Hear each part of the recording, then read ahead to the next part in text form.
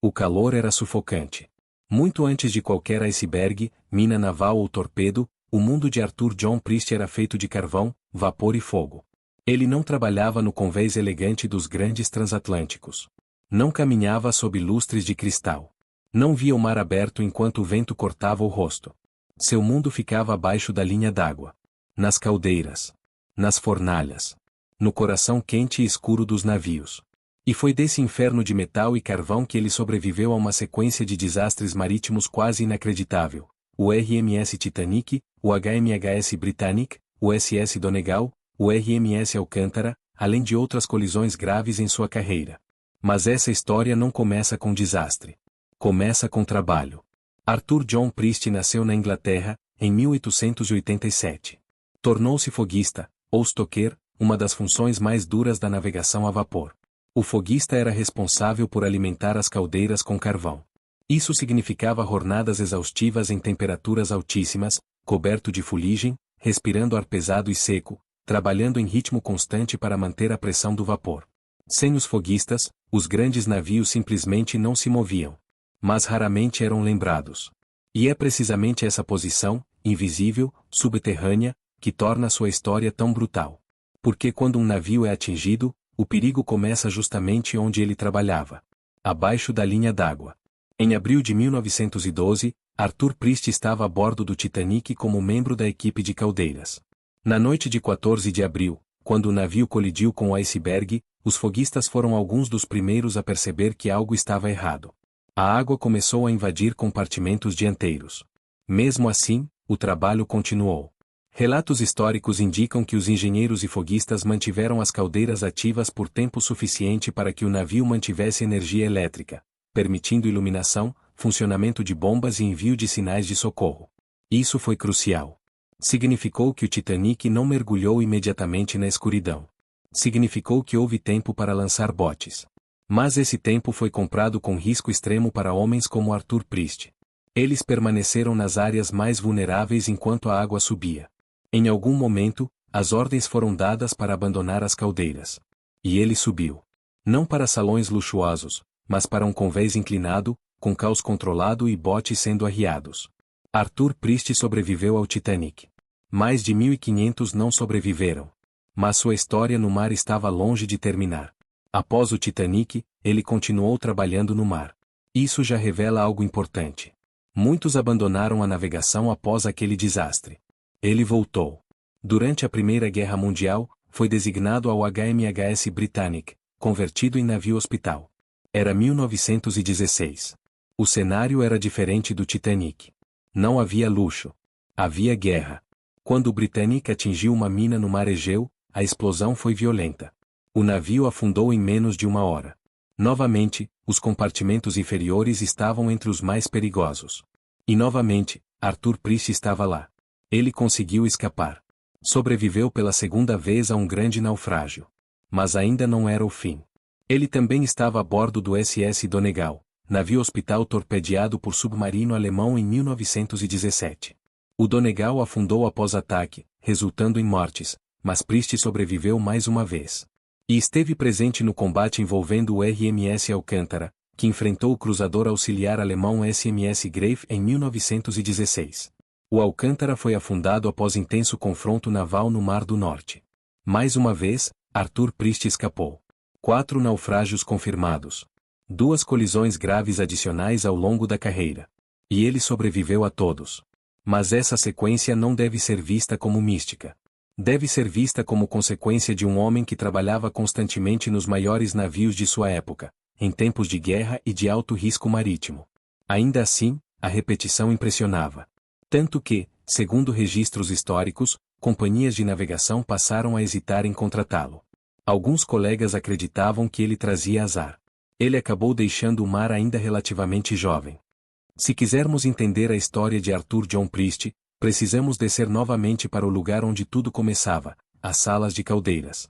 Ali, no fundo do RMS Titanic, o ar era quase irrespirável. O trabalho era dividido em turnos, mas a intensidade nunca diminuía. Homens cobertos de carvão alimentavam fornalhas gigantescas, mantendo a pressão que impulsionava as turbinas e as máquinas alternativas do navio. Quando o iceberg rasgou o casco, A água começou a entrar justamente nas áreas dianteiras, próximas às caldeiras. Os foguistas não tinham visão do iceberg. Não viram a manobra na ponte. O que sentiram foi a vibração, e depois, a percepção de que algo estava errado quando compartimentos começaram a ser fechados. Mesmo com a água invadindo, o trabalho continuou. Isso é um detalhe crucial. A iluminação do Titanic permaneceu acesa até momentos antes do colapso final. Isso só foi possível porque homens nas profundezas do navio mantiveram as caldeiras funcionando o máximo possível. Eles sabiam que estavam nas áreas mais perigosas. E ainda assim ficaram. Arthur Priest era um deles. Quando finalmente subiu ao convés, não subiu como herói reconhecido, subiu como parte de uma tripulação invisível, tentando encontrar espaço em um bote enquanto o navio inclinava. Sobreviveu. Mas o preço emocional de ter visto o navio desaparecer, sabendo que colegas haviam permanecido nas profundezas, não aparece em relatórios oficiais. Após o Titanic, muitos membros da tripulação abandonaram o mar. Outros retornaram rapidamente. Arthur voltou. Isso já indica algo sobre a mentalidade dos trabalhadores marítimos da época. O mar era fonte de sustento. O trauma não significava automaticamente mudança de profissão. Havia poucas alternativas econômicas. Durante a Primeira Guerra Mundial, ele embarcou no HMHS Britannic, agora não mais como navio de luxo, mas como navio hospital. O Britannic era maior que o Titanic e incorporava melhorias de segurança. Mas estava navegando em zona de guerra. Em 21 de novembro de 1916, atingiu uma mina no Mar Egeu. A explosão foi mais violenta do que o impacto do Titanic. A água entrou rapidamente. E, novamente, as áreas inferiores tornaram-se armadilhas. Os relatos indicam que muitos foguistas tiveram dificuldade para escapar devido à velocidade do alagamento. Arthur Priest conseguiu sair. É difícil imaginar o que passava pela mente de um homem que, pela segunda vez em 4 anos, subia de um compartimento inundado para um convés inclinado, ouvindo o som de metal se retorcendo. Mas ele escapou. No mesmo ano, ele estava a bordo do RMS Alcântara, convertido em cruzador mercante armado. Em fevereiro de 1916, o Alcântara enfrentou o cruzador auxiliar alemão SMS Greif no Mar do Norte. O combate foi intenso. Ambos os navios foram atingidos. O Alcântara acabou afundando após a troca de tiros. Arthur estava novamente em um navio que ia ao fundo. E novamente sobreviveu. Em 1917, servia no SS Donegal, outro navio hospital. O Donegal foi torpedeado por um submarino alemão no Canal da Mancha. O ataque foi direto. O navio afundou. Houve mortes. Arthur Priest não estava entre elas. 4 grandes naufrágios confirmados. Além disso, ele também esteve envolvido em colisões anteriores em sua carreira, incluindo o RMS Olympic antes do Titanic e outros incidentes menores. Essa sequência começou a gerar comentários entre colegas e empregadores. Alguns o consideravam azarado. Outros o viam como incrivelmente sortudo. Companhias de navegação passaram a hesitar em contratá-lo, temendo reputação negativa. Isso é um detalhe profundamente humano da história. Não importava que ele fosse trabalhador experiente. A repetição de desastres ao seu redor criava superstição. E superstição pesa no ambiente marítimo. Mas é essencial evitar exageros. Arthur Priest não era o único sobrevivente desses eventos. Ele não escapava sozinho enquanto todos morriam. Ele fazia parte de tripulações numerosas.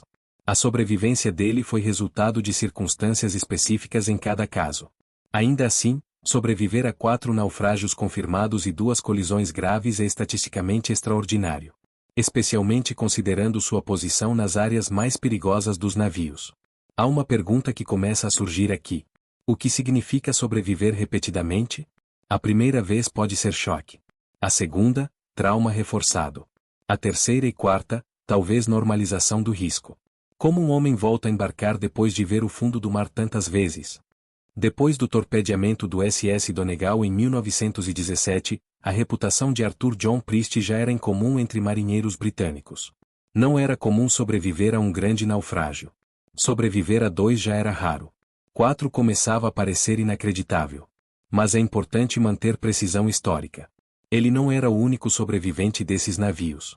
Ele não escapava sozinho enquanto todos morriam. Em cada caso, dezenas ou centenas sobreviveram. O que torna sua trajetória singular é a repetição. ele estava presente em desastres distintos, em navios diferentes, em contextos completamente diversos, e sempre escapava. E quase sempre escapava vindo de baixo. A vida de um foguista ajuda a entender o risco constante. Nos navios a vapor, as caldeiras ficavam nas partes inferiores do casco.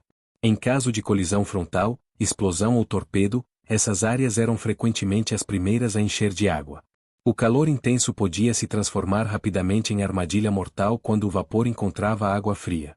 Os foguistas trabalhavam suados, com pouca ventilação, em turnos exaustivos.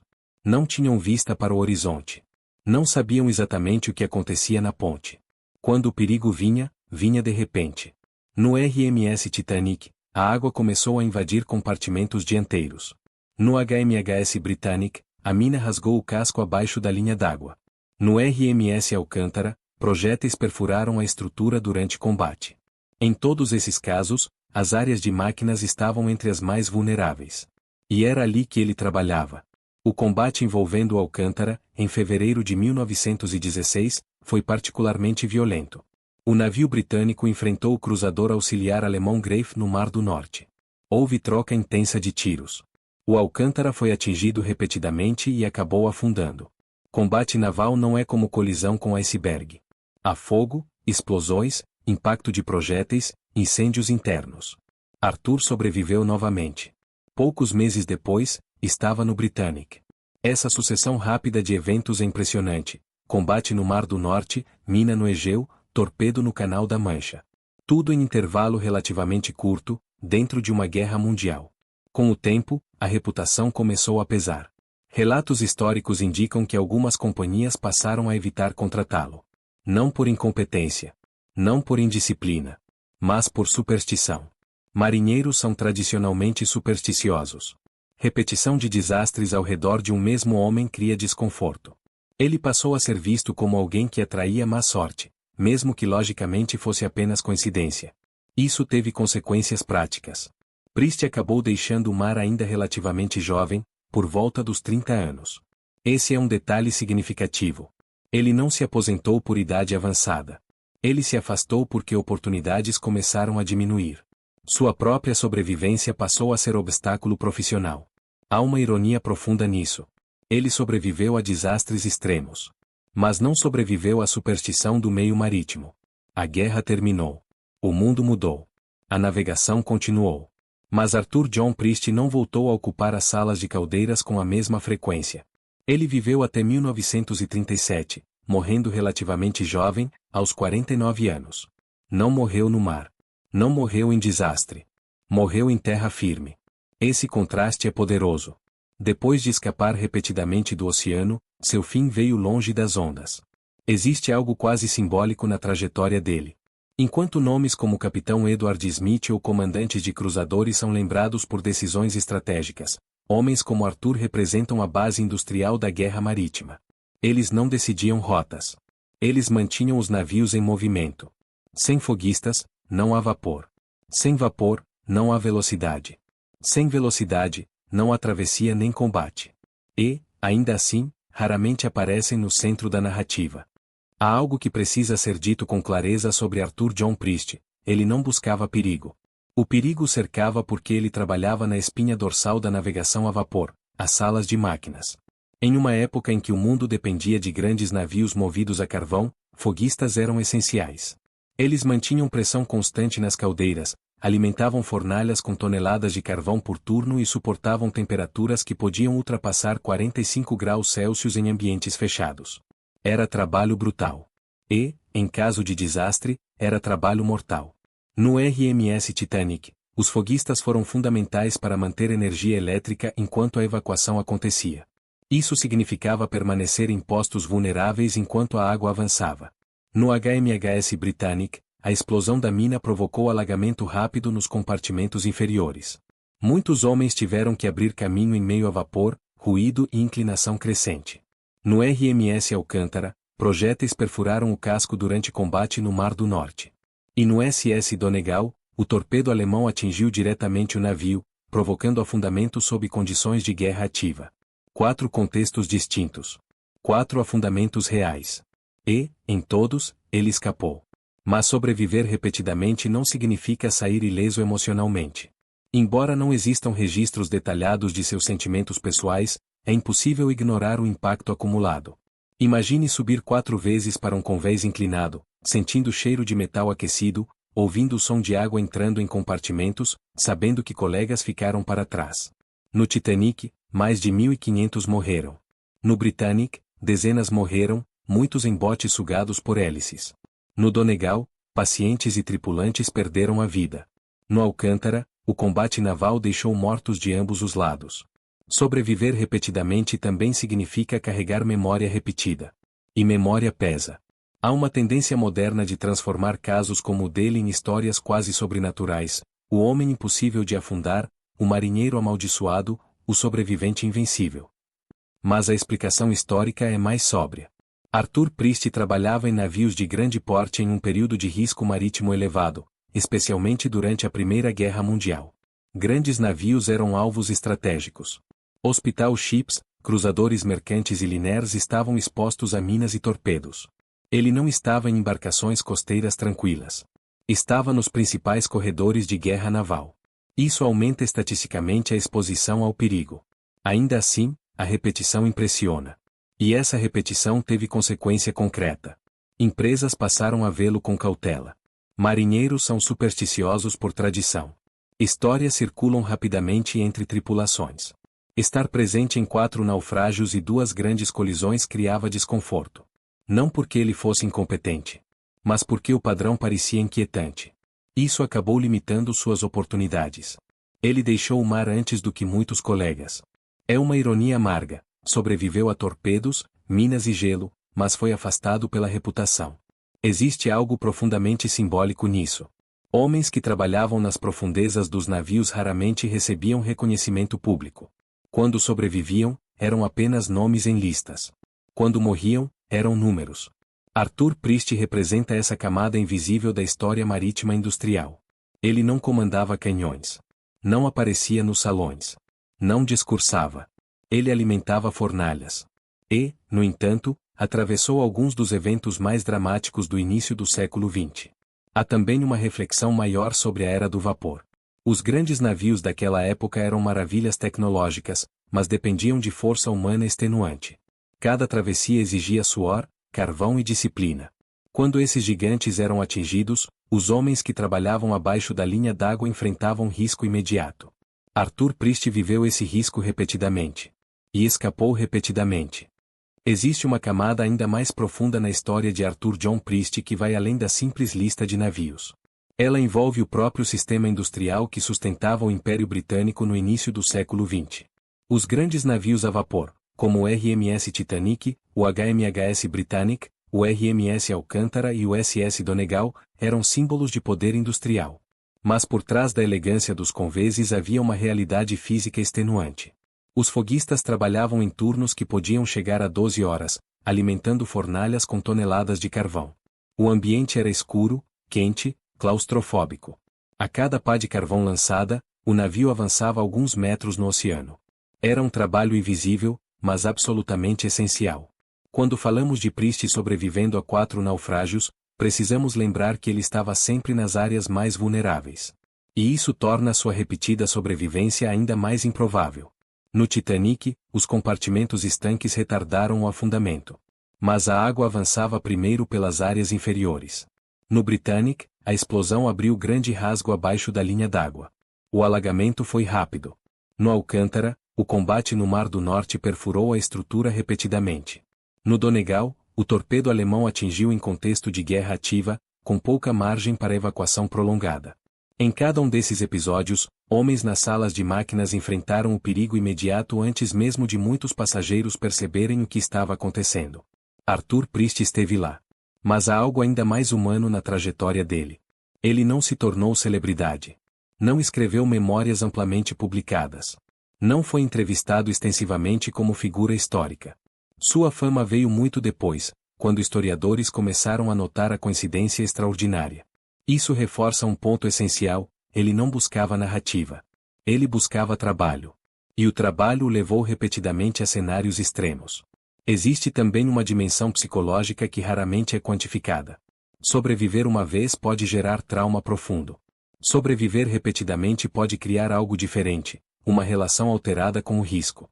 Será que ele passou a encarar o mar com resignação? Ou com indiferença? Ou com temor constante?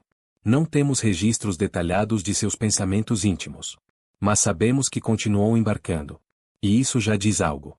Ele não abandonou imediatamente o mar após o Titanic. Não abandonou após o Britannic. Não abandonou após o Alcântara. Somente quando as oportunidades começaram a diminuir, influenciadas por superstição e reputação, é que sua carreira marítima foi encurtada. E aqui é uma ironia poderosa. O homem que sobrevivia repetidamente passou a ser visto como portador de azar. Em vez de símbolo de resistência, tornou-se objeto de desconfiança. Isso revela algo sobre a cultura marítima da época. Superstição e tradição caminhavam lado a lado com tecnologia e vapor. Navios eram máquinas modernas. Mas as tripulações carregavam crenças antigas. E crenças podem moldar carreiras. Arthur Priest morreu em 1937, aos 49 anos. Não foi o mar que o levou. Após atravessar gelo, minas, torpedos e combate naval, seu fim veio em terra. Esse contraste encerra sua trajetória de forma quase simbólica. Ele escapou do oceano repetidamente. Mas não escapou do tempo. Existe ainda um aspecto essencial para compreender plenamente a trajetória de Arthur John Priest: a diferença entre heroísmo visível e sobrevivência silenciosa. Os grandes desastres marítimos do início do século XX costumam destacar capitães, decisões estratégicas e momentos dramáticos no convés. Mas o que raramente ocupa o centro da narrativa é o esforço dos homens que trabalhavam abaixo da linha d'água, homens como Priest. No RMS Titanic, os foguistas mantiveram energia e iluminação até os minutos finais.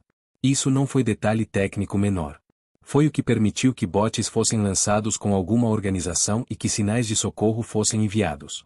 Esses minutos de luz foram comprados com risco extremo nas salas de caldeiras. Arthur estava lá. No HMHS Britannic, o cenário foi ainda mais rápido e brutal. A explosão da mina causou alagamento acelerado. Muitos homens nas áreas inferiores tiveram pouco tempo de reação. Sobreviver ali não era questão de força física extraordinária, mas de posição exata, tempo de resposta e acesso a rotas de fuga que permanecessem transitáveis. Ele escapou novamente. No combate envolvendo o RMS Alcântara, o perigo vinha de projéteis perfurando a estrutura. Em combate naval, a pressão psicológica é diferente de colisão ou mina. Há consciência clara de ataque humano. Há fogo direto. E ainda assim, Priest sobreviveu. No torpedeamento do SS Donegal, a ameaça veio invisível, abaixo da superfície, típica da guerra submarina alemã. 4 contextos distintos. 4 naufrágios confirmados. 2 colisões graves adicionais ao longo da carreira. E um mesmo homem atravessando todos. É tentador chamar isso de destino. Mas a explicação histórica exige sobriedade. Ele trabalhava em grandes navios em período de risco extremo, especialmente durante a Primeira Guerra Mundial, quando hospital ships e cruzadores mercantes eram alvos estratégicos. Sua exposição ao perigo era maior que a média de marinheiros costeiros ou de embarcações menores. Ainda assim, a repetição permanece impressionante. Outro ponto raramente explorado é o efeito cumulativo do risco industrial. A era do vapor dependia de trabalho físico intenso. Foguistas frequentemente enfrentavam problemas respiratórios, fadiga crônica e desgaste físico precoce. Arthur morreu aos 49 anos, relativamente jovem. Não há registro de que sua morte tenha relação direta com os naufrágios. Mas é impossível ignorar que anos em ambientes de calor extremo, carvão e estresse físico deixam marcas no corpo. Sobreviver a naufrágios não significa sair ileso do estilo de vida. Existe também a dimensão social. Ele não recebeu medalhas públicas amplamente divulgadas. Não se tornou figura celebrada. Sua história só ganhou destaque décadas depois, quando pesquisadores começaram a perceber o padrão extraordinário. Isso revela algo profundo sobre memória histórica. O foco costuma recair sobre líderes e decisões de alto comando. Mas a base industrial, homens nas caldeiras, nas máquinas, nas engrenagens, permanece quase invisível. Arthur Priest representa essa base. Sem foguistas, o Titanic não teria energia. Sem vapor, o Britannic não navegaria. Sem pressão constante, cruzadores mercantes não entrariam em combate. Ele fazia parte da infraestrutura humana da era industrial marítima. Há algo quase paradoxal na sua trajetória. Ele atravessou o fundo do mar repetidamente. Mas foi afastado não por falha profissional, e sim por reputação supersticiosa. Companhias hesitavam em contratá-lo. Marinheiros comentavam. E, pouco a pouco, o mar deixou de ser seu local de trabalho principal. Não por incapacidade, mas por coincidência acumulada. Essa é a parte mais humana da história. Sobreviver pode gerar admiração, mas também pode gerar desconforto. Ele era prova viva de que navios gigantes podiam afundar. E talvez isso tornasse sua presença incômoda. Há um ponto que ainda precisa ser aprofundado para entender verdadeiramente a trajetória de Arthur John Priest, a brutal normalidade do risco naquela era. Hoje, quando olhamos para trás e vemos a sequência, RMS Titanic, HMHS Britannic, RMS Alcântara, SS Donegal, parece quase impossível que um mesmo homem estivesse presente em todos esses eventos. Mas para um foguista britânico entre 1912 e 1917, o mundo era feito de guerra, minas, torpedos e rotas perigosas. O Atlântico Norte não era rota turística segura. O Mar do Norte era zona de combate ativo.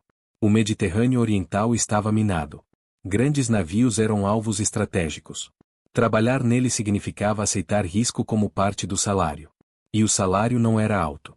Foguistas estavam entre os trabalhadores mais mal pagos da tripulação, considerando a intensidade física da função. Recebiam pouco reconhecimento público e raramente apareciam em relatos de heroísmo. Mas eram indispensáveis. Sem eles, os navios não saíam do porto. Isso cria um contraste poderoso. Os navios eram celebrados como maravilhas tecnológicas. Mas dependiam de homens cobertos de carvão, trabalhando em calor extremo. Arthur Priest representa essa contradição da era industrial. Há também algo quase matemático na sua sobrevivência. Em cada desastre, o número total de sobreviventes variava. No Titanic, cerca de 700 sobreviveram. No Britannic, a maioria da tripulação conseguiu escapar, embora dezenas tenham morrido. No Donegal e no Alcântara, também houve sobreviventes significativos. Ele estava entre eles. Não era o único. Mas a repetição é o que chama atenção. E a repetição tem efeito psicológico coletivo. Quando colegas percebem que um homem esteve em 4 navios afundados, a coincidência se transforma em narrativa. Narrativa se transforma em superstição. Superstição se transforma em barreira profissional. E assim, a carreira de Arthur no mar foi gradualmente encurtada. Existe também uma dimensão histórica maior aqui. Entre 1912 e 1917, o mundo marítimo britânico atravessou transição brutal, do otimismo pré-guerra à guerra total. O Titanic simbolizava confiança industrial. O Britannic simbolizava adaptação para a guerra. O Alcântara representava conversão civil para combate. O Donegal simbolizava a vulnerabilidade até mesmo de navios hospital. Arthur esteve presente nessa transição. Ele é quase um fio condutor entre a era dourada dos Liners e a brutalidade da guerra submarina. Outra reflexão importante, a diferença entre sorte e resistência. Sorte pode colocá-lo perto de uma escada que permanece acessível quando outras estão bloqueadas. Resistência permite que você alcance a tempo. Sobreviver a um naufrágio envolve múltiplos fatores: posição exata, tempo de reação, capacidade de nadar, condições climáticas, proximidade de botes. Sobreviver repetidamente exige que essas variáveis joguem a seu favor mais de uma vez. Isso não é magia. Mas é extraordinário.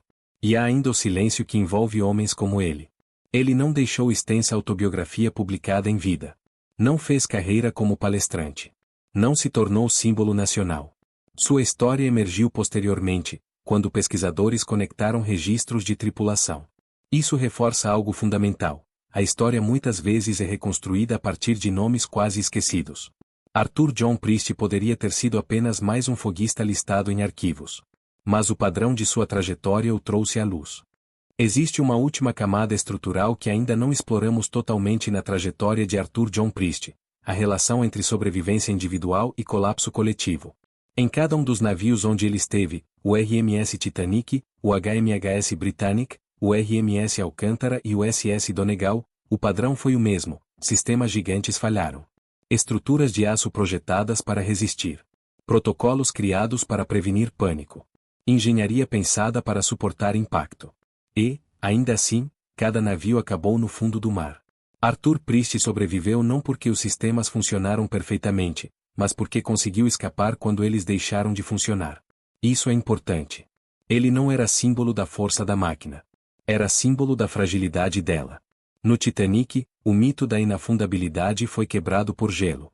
No Britannic, melhorias estruturais não impediram que uma mina rasgasse o casco.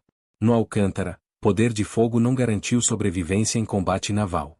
No Donegal, nem mesmo o status de navio-hospital impediu torpedo. Arthur esteve presente quando cada um desses sistemas revelou seus limites. E sempre partiu do mesmo lugar, as entranhas industriais do navio. Há também algo quase cruel na ironia de sua trajetória. Enquanto passageiros da primeira classe do Titanic são lembrados por nomes, fotografias e objetos pessoais preservados, homens como Arthur permanecem quase anônimos. Mas foram eles que mantiveram luz acesa até o último momento. Foram eles que alimentaram vapor suficiente para manter bombas funcionando. Foram eles que estavam nas áreas onde a água chegava primeiro. E, ainda assim, são raramente mencionados em manchetes históricas. Arthur representa essa classe invisível da história marítima industrial. Existe também a questão da resistência acumulada. Sobreviver uma vez pode gerar sensação de milagre. Sobreviver 4 vezes pode gerar algo diferente, talvez uma aceitação resignada de que o mar é imprevisível. Talvez ele tenha embarcado depois do Titanic com cautela extra. Talvez não. Não temos registros detalhados de seus pensamentos íntimos. O que temos são fatos documentados. Ele continuou embarcando até que oportunidades diminuíram. Isso revela algo simples e poderoso. Para muitos trabalhadores do início do século XX, o risco era parte do contrato implícito com a vida profissional. A Primeira Guerra Mundial amplificou esse risco dramaticamente. Entre 1914 e 1918, a guerra submarina alemã transformou o Atlântico e o Mar do Norte em zonas letais. Minas eram espalhadas em rotas estratégicas. Navios civis eram convertidos para combate. Arthur navegou justamente nesse período. Ele não atravessou mares em tempos de paz estável. Ele atravessou mares em guerra total. Isso aumenta o peso histórico da sua trajetória. Mas ainda há algo mais profundo. Arthur John Priest é quase um retrato condensado da era do vapor. Trabalho físico extremo. Confiança tecnológica. Vulnerabilidade estrutural. Guerra industrial. Superstição marítima. Invisibilidade social. Ele atravessou todos esses elementos em menos de uma década. E saiu vivo. Mas não saiu ileso da reputação. A superstição o seguiu mais do que qualquer torpedo. Há algo que ainda precisa ser encarado de frente antes do encerramento: a brutal desigualdade da sobrevivência. Quando falamos de Arthur John Priest, falamos de um homem que sobreviveu a 4 naufrágios confirmados: o RMS Titanic, o HMHS Britannic, o RMS Alcântara e o SS Donegal, além de colisões graves em sua carreira. Mas a sobrevivência nunca é democrática. No Titanic, passageiros da primeira classe tinham acesso mais rápido aos convés superiores. Foguistas, como Priest, precisavam atravessar corredores inferiores enquanto a água subia. No Britannic, homens nas salas de máquinas tinham menos tempo para reagir do que tripulantes já posicionados perto dos botes. No Alcântara, projéteis atingiam áreas estruturais e compartimentos internos antes mesmo que muitos no convés percebessem a extensão do dano. Em cada caso, a posição física dentro do navio influenciava as chances de sobrevivência. Arthur partia sempre do ponto mais vulnerável. E isso torna sua repetida sobrevivência ainda mais impressionante. Mas é preciso resistir à tentação de transformar isso em narrativa de invencibilidade. Ele não era imortal. Ele estava sujeito às mesmas variáveis que qualquer outro tripulante: localização exata no momento do impacto, acesso a rotas de fuga, tempo de resposta, condições do mar. Sobreviver 4 vezes significa que, em 4 contextos diferentes, essas variáveis jogaram a seu favor. Não é milagre. É coincidência acumulada. Mas coincidência acumulada também tem peso histórico. Existe também a dimensão física do trabalho que raramente é discutida. Foguistas inalavam partículas de carvão diariamente. O calor extremo exigia esforço contínuo. O desgaste corporal era acelerado. Ele morreu aos 49 anos, relativamente jovem. Não há registro oficial ligando sua morte aos desastres ou ao trabalho nas caldeiras. Mas é impossível ignorar que a vida industrial marítima daquela época era fisicamente extenuante. Sobreviver a naufrágios não significa sair sem cicatrizes invisíveis. Há um contraste poderoso na trajetória dele. O Titanic era símbolo de luxo e confiança tecnológica. O Britannic representava adaptação médica em tempo de guerra. O Alcântara representava a conversão civil para combate naval. O Donegal representava a fragilidade até mesmo de embarcações protegidas por convenções humanitárias. Arthur esteve presente em cada uma dessas fases. Ele não apenas sobreviveu a desastres. Ele atravessou a transição da era dourada dos Linares para a brutalidade da guerra submarina. Sua carreira é quase um resumo condensado de 1912 a 1917. Também há algo profundamente humano na reação das companhias marítimas. Em vez de celebrá-lo como homem experiente e resiliente, algumas passaram a evitá-lo. Superstição pesa no mar. A repetição de tragédias ao redor de um nome cria desconforto. Ele não foi afastado por falha. Foi afastado por coincidência. E essa é talvez a parte mais amarga da história. Ele enfrentou gelo, minas e torpedos, e venceu. Mas perdeu espaço para o medo coletivo. E ainda uma última pergunta antes do encerramento. O que sua história nos ensina sobre a relação entre homem e máquina? Os grandes navios daquela era eram considerados quase invencíveis. Mas cada um deles revelou limite estrutural diante da natureza ou da guerra. Arthur Priest foi testemunha repetida desses limites. Ele não era o símbolo do poder industrial. Era a prova da vulnerabilidade dele. No fim, a história de Arthur John Priest não é apenas sobre sorte. É sobre repetição.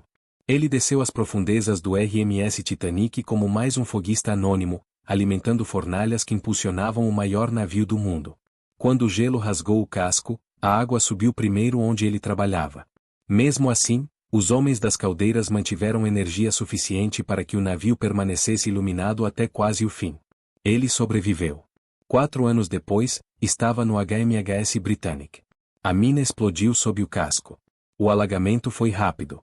Compartimentos inferiores tornaram-se armadilhas. Ele escapou novamente.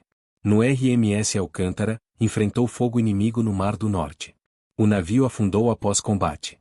Ele sobreviveu. No SS Donegal, um torpedo encerrou mais uma travessia. E ele escapou mais uma vez. 4 naufrágios confirmados. 2 grandes colisões ao longo da carreira. E sempre o mesmo cenário inicial, o fundo do navio. Arthur não era comandante. Não era engenheiro-chefe. Não aparecia em fotografias elegantes de convés. Ele alimentava fornalhas. E, no entanto, esteve presente quando alguns dos navios mais emblemáticos de sua geração revelaram seus limites. O Titanic quebrou o mito da invencibilidade. O Britannic mostrou que melhorias estruturais não anulam minas. O Alcântara provou que navios convertidos para a guerra eram vulneráveis. O Donegal demonstrou que nem hospital ships estavam imunes.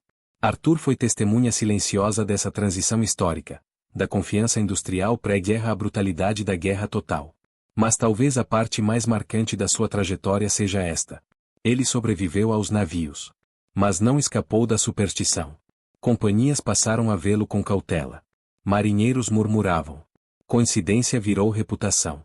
E reputação limitou oportunidades. Ele deixou o mar ainda jovem. Há algo profundamente humano nisso. O homem que escapou de gelo, minas e torpedos foi, no fim, afastado pelo medo invisível das pessoas. Ele morreu em 1937, aos 49 anos. Não morreu no mar. Depois de enfrentar repetidamente o fundo do oceano, seu fim veio em terra firme. E isso encerra sua trajetória de maneira quase simbólica. A história de Arthur John Priest nos lembra de algo essencial sobre a era dos grandes navios a vapor. Os gigantes de aço eram celebrados. Mas dependiam de homens invisíveis. Quando os navios afundavam, manchetes falavam de capitães e passageiros notáveis. Mas eram homens nas caldeiras que mantinham a luz acesa até o último momento. Arthur representava essa base industrial. Ele não mudou o curso da história naval. Mas esteve lá, repetidamente, quando a história se partiu ao meio. Sobreviveu não por heroísmo grandioso, mas por resistência prática, tempo certo e talvez uma dose rara de coincidência favorável. E, no silêncio das salas de máquinas, entre carvão e vapor, ele testemunhou o fim de uma era.